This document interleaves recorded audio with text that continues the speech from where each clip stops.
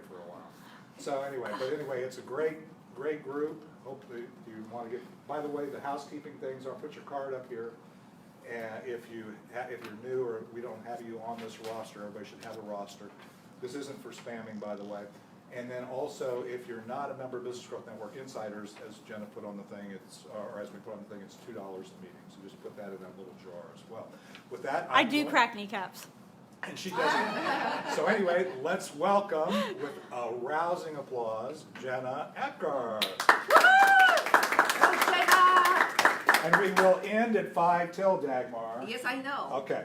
There's no doubt. I think the clapping is the most awkward part, which is going to be really interesting when I'm speaking on stage in New York in September, because they're going to have a big event company, and I know they're going to have like DJs and official clapping and massive crowd, and I'm not sure how I'm going to. Yeah, and it works with your timing. If you say things, one of the things you've got to do is learn how to pause and let the clapping subside.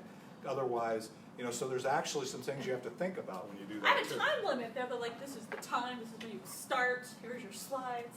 Yeah, so you're kind of conflicted, right? We'll figure it out. Always do. But going after Gary Vee, do I curse just as much or more than Gary Vee? You can't compete. I mean, you do well, but you can't compete. Somebody on LinkedIn asked me about how to use LinkedIn. Does she want to call herself out? She really did. But it makes sense because I haven't done LinkedIn in a while. For those that did do my previous LinkedIn, I normally don't do it because some of my LinkedIn strategies get a little gray. Black hat, white hat, I like gray. Does anybody understand what gray and black hat, white hat mean? Yep. No. No. White means you're perfectly good and you never break any of the rules and you read all the terms and conditions and you're completely square. Black hat is you're going to get banned, blacklisted, thrown in jail. Gray, you kind of skirt the little rules a little bit, right? I think most people skirt rules and they don't even know it, right? Irene did LinkedIn recently. We both use LinkedIn. We probably use it a little differently, each one of us. I think every marketer does. My goal, though, was to get somebody 5 clients in a week, or 5 appointments for those financial advisors, get you actual appointments, right? How in the world do you do? Does anybody actively use LinkedIn? So LinkedIn, for those of you who don't know, was bought out by Microsoft some time ago. And you would have thought that a company like Microsoft would have done something immediately with such a large acquisition. I don't know how much they paid, but I feel like it was significant, right? Probably wasn't the Instagram billion. It had to be a couple mil, right? They've been really good at adding new stuff and really terrible about telling you how any of it works, right? I'd break out my phone and show you some of the cool things, but while I'm talking, if everyone will just get out your phone and download the LinkedIn app. That is an important aspect, okay? I'm going to show you a trick for every future networking meeting before you leave. One of the things that you should know about me is I hate business cards. I know I asked you all for business cards, but that was more or less to add your information to the list. And if I asked you to write it down, I love you guys, but your handwriting is terrible, terrible, and your ones look like L's and O's look like A's. It's just bad. So cards are easier. I don't like business cards. With the LinkedIn app, you can go to a networking meeting. 1, show everybody a cool trick, and 2, get connected to everyone on LinkedIn and have the full spectrum of their information. If you get their business card, you only get their business email address, which their financial advisor, that might last, 3 months sometimes? High turnover rate for some of you guys. And they might decide they're no longer in business here, or they move to a different company. With the LinkedIn, that goes with them everywhere, and it probably has their email address that they use with social media, which is really handy in other aspects. When you do open the app, in the top right-hand corner, there's 3 tiny little boxes. When you click on that, you're going to either get a thing that says scan me or a thing to be scanned. And you can go around scanning everybody in the room. And there's even a feature where it will just pick up the people near you. So you can start connecting to everyone that's in the nearby vicinity without them even knowing that you're getting creeped up on, right? Or they're getting creeped up on. And then, of course, you can go scan their stuff. The scan bar, if you speak, so I know Irene does some speaking. We'll have to have her back. That didn't work. Who else does any kind of speaking? All right, got a couple in there. you can put that card, that little code to scan up on the screen, and people, the scanner is strong enough to scan it from the back of a large room. Like 7,000 people can be scanning your LinkedIn code at the exact same time.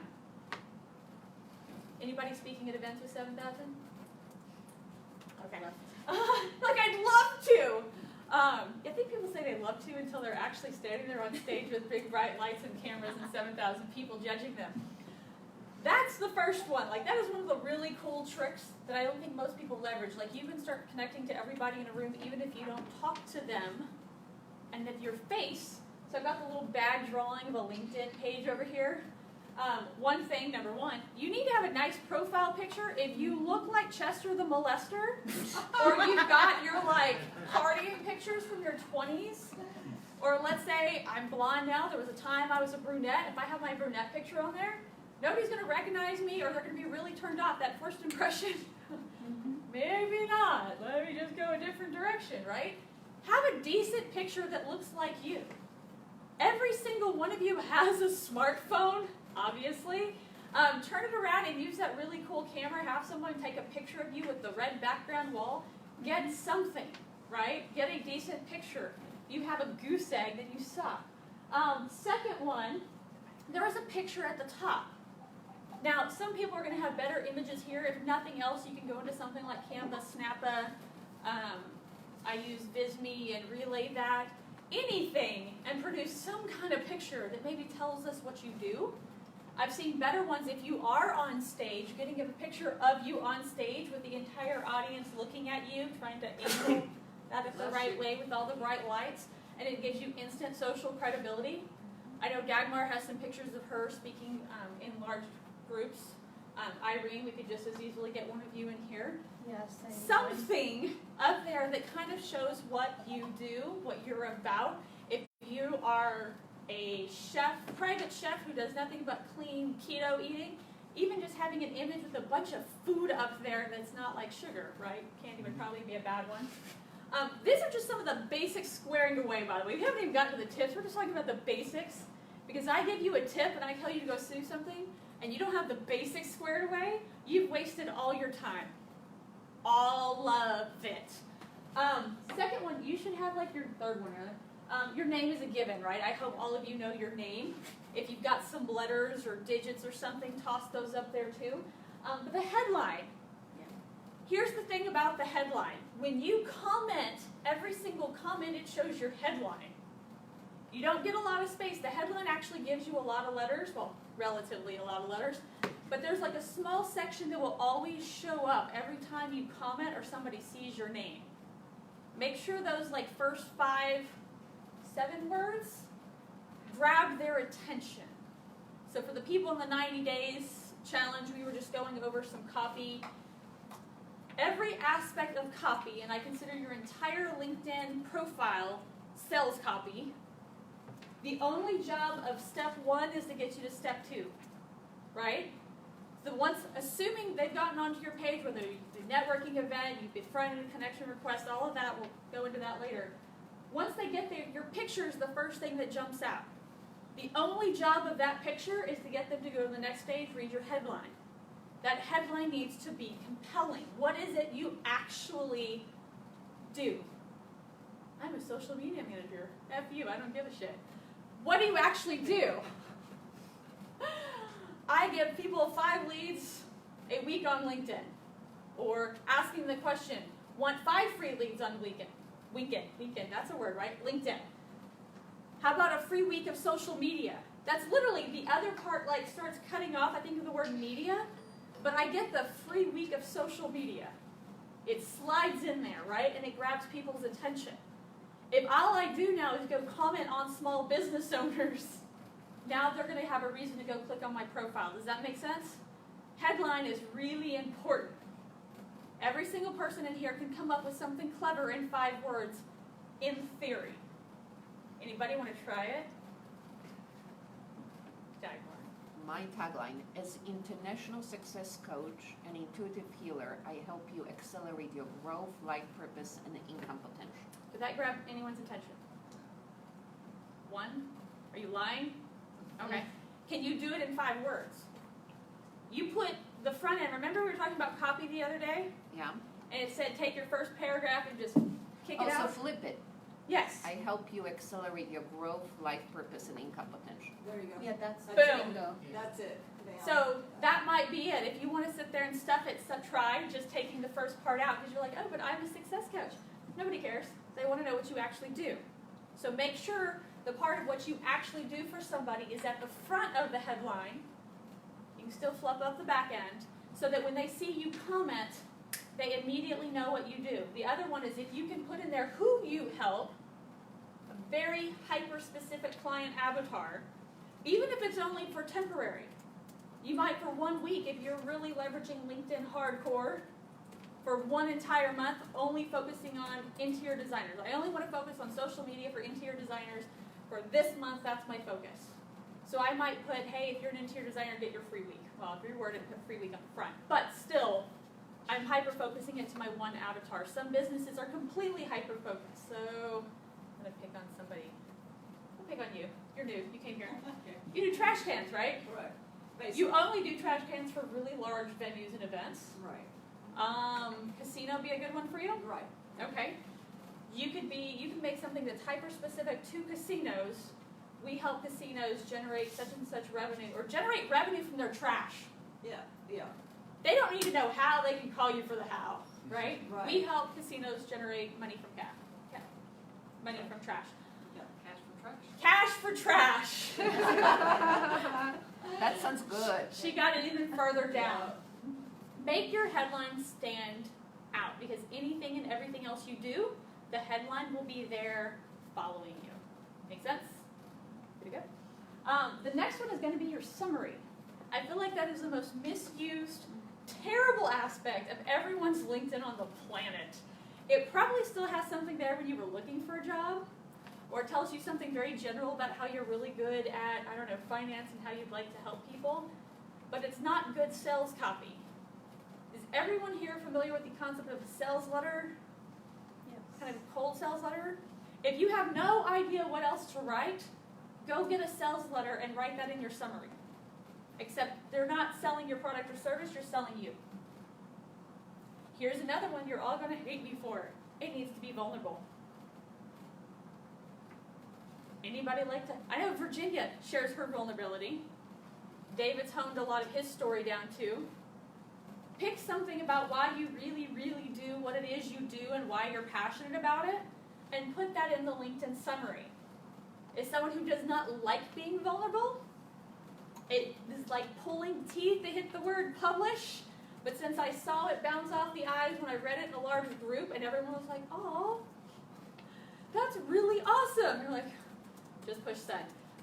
I can go direct people or I can connect with people. The first thing they do is they come back to check out who the hell I am to see if they know me or what's going on with me and my creepy salesperson. If they read the summary, they can immediately connect with a couple connection points. I'm a veteran, so if I connect with any veteran immediately, they're like, I don't even have to know her, she's a veteran. Connect, right? I'm a mom, so moms are more inclined to connect with me.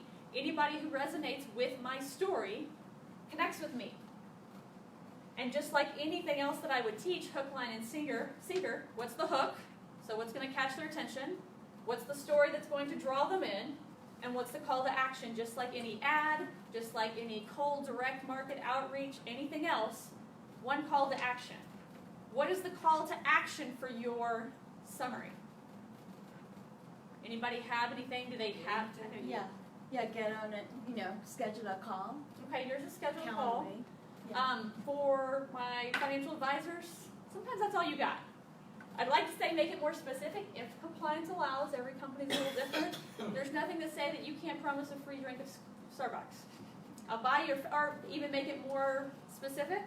Pick a small business and say I'd like to support small businesses starting with yours.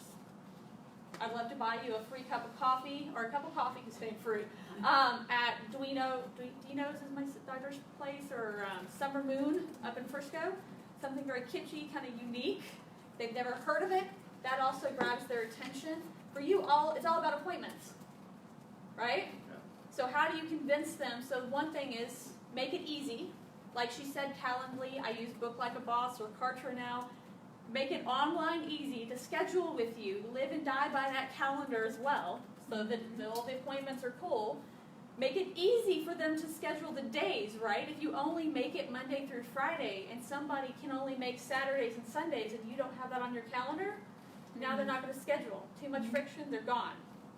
Lunches. Lunches? Find a small place that you know the staff well, and it's not going to break the bank. Someone, if you go in and say, and they go, "Hey, Michael, how are you?" They immediately. Yes, if you can know the people, that's why I love the small business too. Exactly. You can actually know the owner, you can know all the wait staff. If you go in at the same time every time, it's usually a consistent person working there. And as soon as you walk in and you have hopefully tipping, right, and treating everyone really well, you're supporting the small business so they're already happier with you. When you walk in, they know you. That's a bit of social proof. And you didn't have to do anything to get it, right? You seem more bigger than you really are. Bigger than you really are. Bigger than you really are. That's all business is. Yeah, and in Dallas, you said small and not expensive. It's not small and inexpensive. It's like Albernays and trying to leverage that first table when you walk in. My go-to place is a Mexican restaurant, and I know the owner for years, and he comes up to me, and he doesn't speak very much English, and But he speaks it to you. He speaks it to me, and then he gives me a hug, and it's like, oh, and then I go, who is that? I go, it's the guy who owns the place. He's a great Now guy." imagine you having lunch every day. Exactly. Might have to work on changing the location up, right? Not everyone's going to be an appointment, right? Digital marketers, just like any other business consultant, tend to love meetings. I want to do a free consultant, a free audit. I hate that. I think it works terribly. I found it does not convert nearly as well as when you can give them exactly what they really want. So I know that the financial people, that's about as far as you can take it, right? There are limitations. But for a lot of the consultants, you can take it another step. You can offer something hyper-specific. Hyper-specific. Not sure what Dagmar's would be, but we could reword it something really clever. I know David does his little vision challenge. He could wrap it up and say, hey, we're going to walk you through the zombie quiz and see, he could wrap it up and make it really fun. We're going to determine how much of a zombie you really are. Most of my clients start at 56% zombie. Now we have a metric tool. By the time they've left Starbucks with me, or Duino's or whatever, they're all the way at 76% zombie. Oh wait, we want to go the other way. 36% zombie. Wrong direction. Or infected. That takes way too much thought right now. But giving them something really specific. So my mentor told me, he said, screw doing the appointment, give them the whole free week of social. It's a pain in the tushy. It really is. It converts and excites people really, really well. So inside of your summary, one of the biggest keys I can give you is A, consistency, and I'll get to that in a second, but have a really, really stellar offer that your competitors are not doing. Somehow to make you stand out. So if you're the financial advisor, you're the realtors, y'all have really hyper-competitive stuff. Start doing all the stuff that your competitors don't want to do. Find a niche that's hyper-specific. I only work with dentists. What makes you special? Put that over there in the summary. Yes? Yes. Okay. So you said something. Oh, me? Oh. That is just the basics, right? Rule number 1, square all that away. The second one is going down into your work history. LinkedIn used to be you literally took your resume in a Word doc and you uploaded it, and it just pulled the bullet points and kind of guessed where they go and how they went, right? That's not what LinkedIn is anymore, and even when you wrote your resume, they were probably terrible bullets, right? Now they need to be more like marketing bullets, right? And there needs to be saying, I did something and got this result. Talking about who you specifically niche with. So at least make sure, at minimum, and I'm the worst at this right now myself, that the company you are currently working for, even if that's yourself, has relevant bullets to what you're trying to accomplish at the moment that you're leveraging LinkedIn. So financial advising, very general. There's a lot of things you can do in there. We have one guy, Eric, who comes in here. He comes from our economic side. Some people are going to get paid up front, I forgot what they're called, I forgot the name right now. They get paid on commissions versus they get paid just for doing what they get no commissions. Retainer. Retainer. So know and tell people exactly what it is you do and why you do it and what results you're going to get them. What are the jobs you actually do, right? Have those in your bullet points with as many results as humanly possible. You're selling them trash cans, give almost a case study in bullet point form. We came into, I don't know, Trump's Casino, where they had 562 trash cans costing them, I don't know, whatever it cost Jan King or whoever's running them. And we replaced them and now they're profiting, not revenue, profiting this much money every single month. But how would you say it? Because we do bring in a revenue, a physical revenue. I want to see the exact numbers though.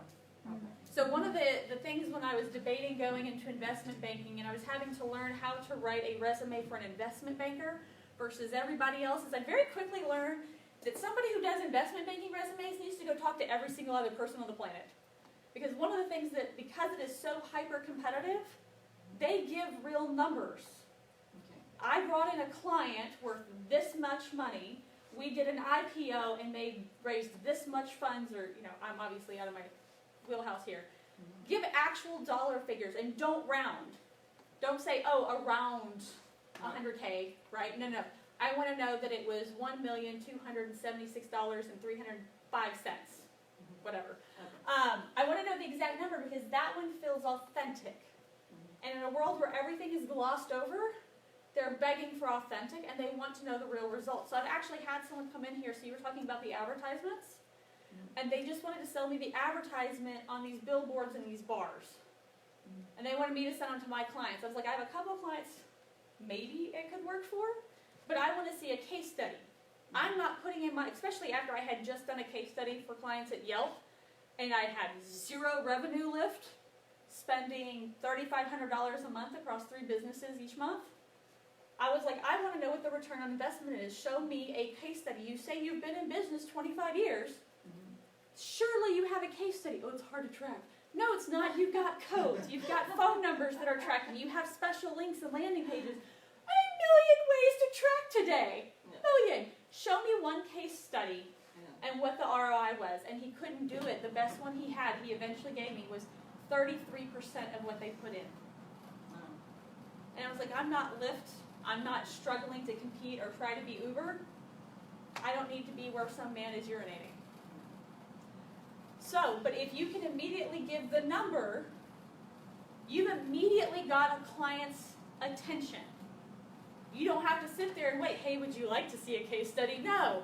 I generated $1 million a year in revenue for this company on their trash cans, and it only cost them $5,000, whatever it is, right? If you can tell a company right up front that they can make money, why would they not call you?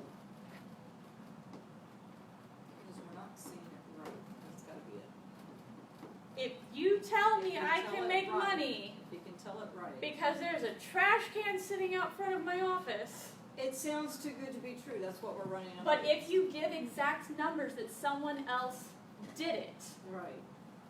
it's not too good to be true because I can say, you know what, I was just at the Taj. I remember those trash cans with Coca-Cola advertisements on it and Jägermeister advertisements. Yeah. That sounds cool. I wonder if we could do that here. Okay. No one cares that it's going to tell you when to empty it. That might save them a little bit of money. Yeah. But if you can tell them they can generate money, boom, right? The financial advisors can make money, they can't talk about it. They've got more, handcuffs on.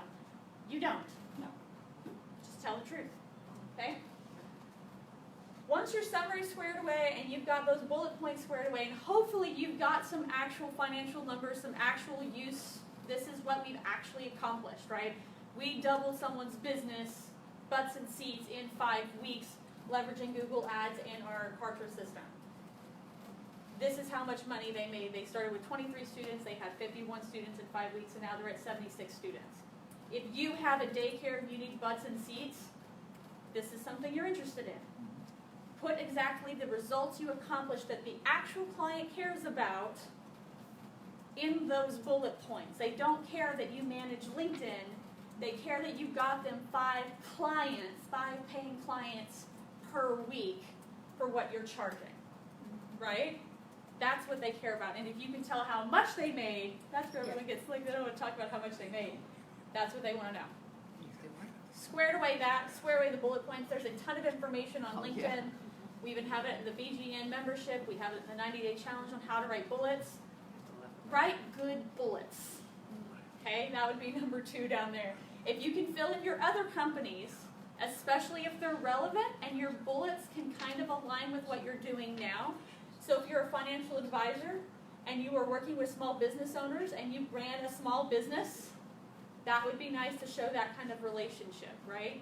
If you're in real estate and you're helping other people buy residential locations and you can say, I don't know, that you used to flip homes and that you know the best ways to fix them up. Did you used to flip homes? Okay, she's shaking your head. And I'm like, you look like the kind of guy who's handy. He's got the tan going and just like, I build stuff. That stoic dad look. Like my dad at least. Hey, I have a tan and I'm the least handy guy you'll He's ever. got the sport coat on though. You're on the golf course. You're on the Yeah. golf course, There you right? go. There you go. Different tan. He's at the pool. Both. But any of those supporting things, if I can go back onto my military stuff and relate the things that I did at Intel to how I leverage my marketing strategies, that only plays well. It's secondary, it's not what I would focus on the first week, right? It's something I would look at down the line. The very third one you're going to have to do is who has the most connections in the room? I'm curious. How many? 1,002. 490. You haven't even hit the 500 where it just says 500 plus. Not 500 yet. Not 500. 460. Anyone over 500? Oh, yeah. Yeah. I'm at number 9,000. Wow. How long have 9,000. you been doing it? In 2009, I made it my goal to force myself to be an extrovert from an introvert. Oh, And because nothing gets done that can't be measured, I use LinkedIn as my measurement tool. So I didn't want all these work people on my Facebook, so I said LinkedIn. So every single time I went to a networking event, I made sure to connect with everyone on LinkedIn that I could, so that it would count how many people I was meeting, and that was how I measured my extrovertness, because I'm a nerd. How do I know how many do I have? If you click on friends, it should tell you somewhere, or connections, Connections. somewhere on the top. should Network? tell- Yeah. Connections. Unlike Facebook, Oh, which is almost a 500. highly developed platform, I think I put you. people don't chill on LinkedIn, which is the downside. People are like skimming their feed on the toilet on Facebook before they go to bed at night, when they wake up in the morning. LinkedIn's not quite there, I was trying to. but all your posts get seen by people. They don't have as many people, they don't have as many connections, so when you make a post and it's good, they do see it. And unlike Facebook, like how many people have more than 500 friends on Facebook? There's only 300 pieces of real estate anytime you open up Facebook. About 1/5 to 6 of those are going to be ads. And assuming each one of your friends only posts one time a day, you've already maxed out your feed. And you know some of your friends are posting like constantly, oh my God, did you see what Trump is doing? Oh my God, did you hear about this thing that's killing dogs in the ocean? Like every single thing. I even posted something that was about how kids were smoking bed bugs. Did not miss the fact that that was a joke. Oh, I even left it on there. I was like, they got me. Your feed is full. LinkedIn, however, still has room. And they don't mind if you hustle. Hustle is respected on LinkedIn. It was rejected on Facebook. Facebook does everything to stamp that ish out. If you post something on LinkedIn, and remember that headline that's hopefully going to grab someone's attention, every single post includes your headline, and if somebody likes that post, then everyone in their feed, that post can show up in it. If they comment on it, it definitely shows up, and it'll even recommend you to connect because they liked your post. It'll actually also, if you comment or recommend in your profile, it'll show that you commented or recommended Mhm. somebody. Yes. Therefore, if you do that and you Yep. choose who you comment on effectively, Who wants more recommendations? then but it also drives like if I commented on Jenna and everybody loves Jenna, then people are gonna go, who's this guy commenting on Jenna? And so, and then it comes back to my profile, so it drives traffic, it's circular. It's Thoughtful very powerful. posts, they don't need to be hard. Hook, line, and sinker, it's the same thing with everything. Find a hook, tell a story of how that relates to you, make a call to action. You can even, your call to action can simply be, go to my summary. I have a special offer for everyone in LinkedIn. That way you don't use a link. LinkedIn doesn't love links. Eventually, you're gonna get LinkedIn Lives. It'll be just as annoying as Facebook. Oh. But making those posts is a good start. It takes you 5 to 10 minutes to write a good story and share something relevant on LinkedIn. That's it. If you have something more to write, how many people have ever written a rant? A rant. Like vented on Facebook, wrote a story on something? Yeah, on Facebook. It was really long. Just copy paste that if it's work related and make it a LinkedIn profile. Actually, that's Post. that's a very good, and I just discovered that my number one LinkedIn article Mm-hmm. was one where I ranted because I have 5 kids and they asked me what I wanted for fathers. They kept asking, and I wrote an article on what Dad wants.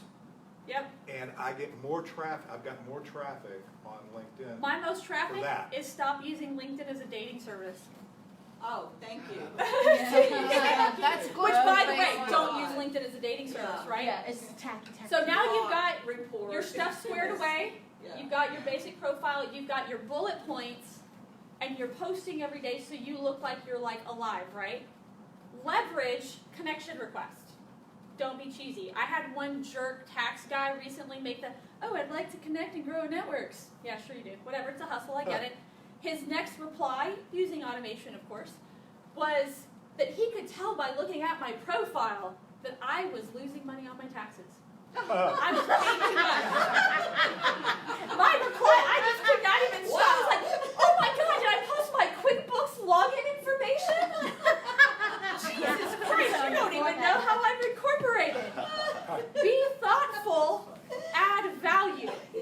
After running LinkedIn really hard for 3 years now, since I've been testing it, and I sucked in the beginning, the number one way I've gotten clients, anybody care to hear this one? On LinkedIn. I invited them to this meeting. Right. There's this, she's here. These people turn into clients. Even if they can't come, I can turn around and say, you know what, I've got the recording on Facebook Live. I know you missed it, love to send it to you. What kind of problem? I've started a conversation. The thing that I did not do, I did not ask them for the sell. I offered to connect them to my connections. I offered value and education. Second way that I've gotten people is I've invited people here to speak. If I looked at their profile and I said, you know what, that'd make a good speaker and a good client, invite them to come speak. Again, even if they don't come, a lot of them are afraid to speak. Weirdest thing. I've now started a conversation. Add value. If you sent 100 connection requests every day, how many of those do you think you could turn into conversations? No, you're not going to turn them into 100. Half the people don't even check. When you get a connection request, it does something crazy. Some people have their notifications on, it goes straight to their inbox. If you are dealing with someone who doesn't have a lot of friends, they don't mind the email. Send connection requests that are thoughtful. They don't even, like some people are like, oh, you need to go look at it, you need to find something that you relate to. No, you need to hone in your avatar, do an incredibly good search on LinkedIn. I would like to see all the business owners in Addison, I want them really close to here, right, that are dentists. Now when I send in mass, this is where my method gets gray, technically not supposed to automate LinkedIn. I can automate 200 connection requests a day, and it sounds really personal. Hey, David, I was looking at and saw that your dental practice was nearby. I'd love to offer you the ability. We're going to be teaching people how to leverage LinkedIn in their dental practice on Tuesday. If you'd like to come join us, it's free.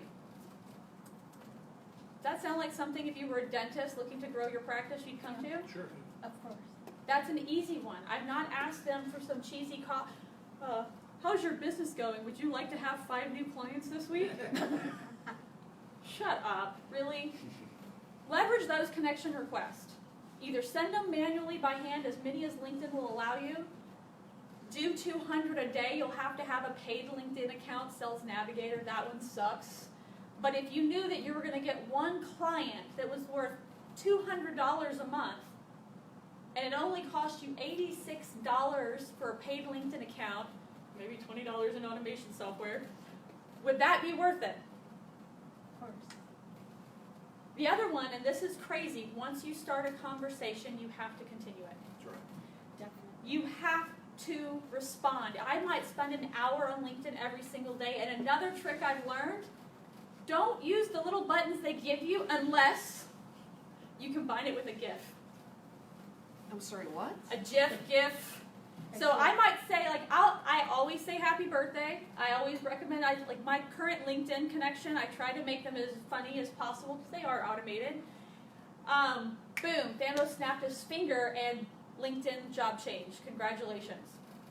That way I've at least acknowledged that it might be something that's, oh, she's just breaking off her own marketing business into a specialized LinkedIn brand, right? If I've made them laugh, they're like, oh, thanks for doing that. Mm-hmm. People remember that. It's my honor. What's the automated one? It's my pleasure. Yeah. And then I'll make sure to put some funny GIF on there with some blonde girl going, ah! And it gets people conversating every single time. They love the GIFs. You have to do the GIFs manually so they know that I have not automated that. And I sit there and I go back and I have conversations. I see you're in such and such business. How's that going? Sometimes I'll be really creepy and going, I went over and spied on your website and it sucks. Would you like help with that?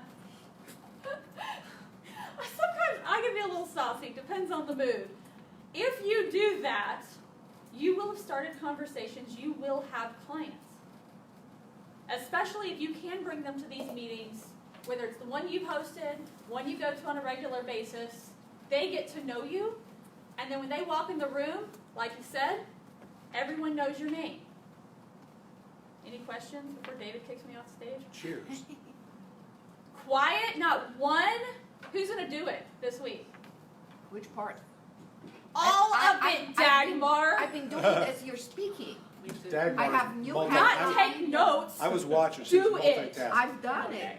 Yes. Any questions? Let me know. God, Woohoo! really good stuff.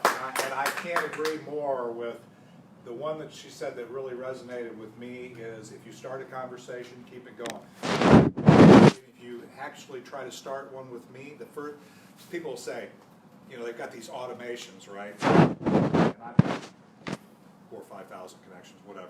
And I get these automations all the time, people wanting to be, and they'll say, would you be interested in blah, blah, blah, you know, and I'll go, sure. And I don't say anything else. I just use the automated sure. And I'll see. And you know what? At least 80% of them never even reply to my sure. It's like, would you be interested in? And I'll just say yes. Well, or 'cause what thank they you. did is Because they I'm trying hired to see someone- if they're really alive, if there's really a Yeah. human Well, you have to have behind, yeah. you have to have a system Yeah. for doing that. And They hire someone, and then Yeah. that person just fails to explain to them, no, dummy, you need to be on for an hour each morning Right. Mhm. to reply. Right. So yeah, it's interesting. Yeah. So that's a great tip. This stuff does work. What she's saying does work, and it's great. Good job again. Let's give her another hand. Any love anybody want to share? Any thank yous or anything? One of the things I hate to, always in the meeting is I want to make sure, number one, you've had a chance to thank anybody. I always want to thank Jenna for allowing us to host Business Growth Network here and all the investment that she's made in like this training and the program and stuff like that. It's what she does, but she does a great job at it. And I want to thank you for sharing this hour or an hour and a half with us, because frankly, that's the most priceless gift you have, right? You And can't- your cards. time. Your time. I should have cards. Make sure we have your business cards, again. Also make sure that, I mean, it's not, $2, this is not for profit, but it's also not for loss. So, you know, the $2 kind of helps keep the lights on, that kind of stuff. Or join Business Growth Network Insiders. It doesn't even pay that, really. But Buys the paper. But it's good, you know, but Jenna uses this, she already told you this is a lead magnet, so, you know, this is generating her business. Anyway, any other thank yous? Anybody got anything, just raise your hand, I'm not gonna go around the room, yeah, Dagmar? I'd like to thank Jenna continuously because she's blowing my mind when it comes to online marketing. So even though I look overwhelmed, my business is taking off, so thank you, Awesome, Jenna. so she actually knows what she does, thank you for the. Oh, yeah, she knows. When So you it's do it. actually worth it, okay, Same, Same. and for all the information and, you know, helping getting things going Great. and motivating and inspiring. So, It is. yes, Awesome. Thank you. Very much so. And you too, David, thank you for all. that oh, you you're do. very welcome, yeah, I love doing this, Jenna knows that, she hates doing this part of the thing, and I love doing it, so that's why we make a good team. Any other thank yous, anything? Again, appreciate everybody being here, any other announcements, do you have anything coming up, anybody have anything? I do.